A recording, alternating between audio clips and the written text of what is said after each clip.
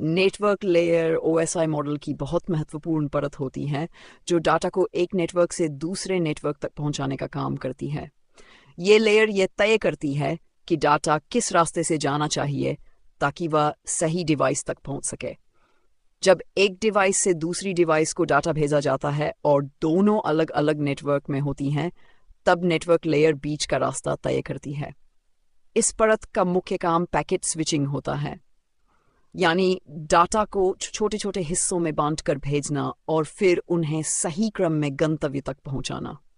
ये डाटा को पैकेट के रूप में भेजती है और हर पैकेट में आईपी एड्रेस की जानकारी होती है, जिससे ये पता चलता है कि डाटा कहाँ से आ रहा है और कहाँ जाना है।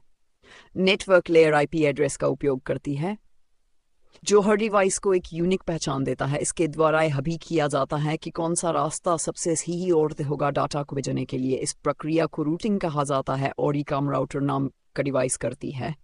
अगर रास्ते में कई नेटवर्क आते हैं तो नेटवर्क लेयर यह सुनिश्चित करती है कि पैकेट हर नेटवर्क से सही तरीके से गुजरे और किसी भी रुकावट के बिना अंतिम डिवाइस तक पहुंचे।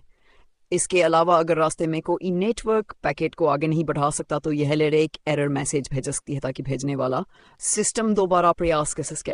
लेयर में महत्वपूर्ण प्रोटोकॉल भी काम करते हैं, जैसे आईपी, आईसीएमपी और आईजीएमपी। इनका उपयोग एड्रेस सेटिंग और एरर रिपोर्टिंग के लिए किया जाता है। उदाहरण के लिए, जब आप इंटरनेट पर कोई वेबसाइट खोलते हैं तो नेटवर्क लेयर उस वेबसाइट के सर्वर तक डाटा पहुंचाने में मदद करती है और सुनिश्चित करती है कि सभी पैकेट उसी सर्वर से होकर आए और एक साथ मिल जाएं। इस तरह नेटवर्क लेयर पूरे डाटा ट्रांसमिशन को एक नेटवर्क से दूसरे नेटवर्क तक सही और सुरक्षित तरीके से पहुंचाने का कार्य करती है।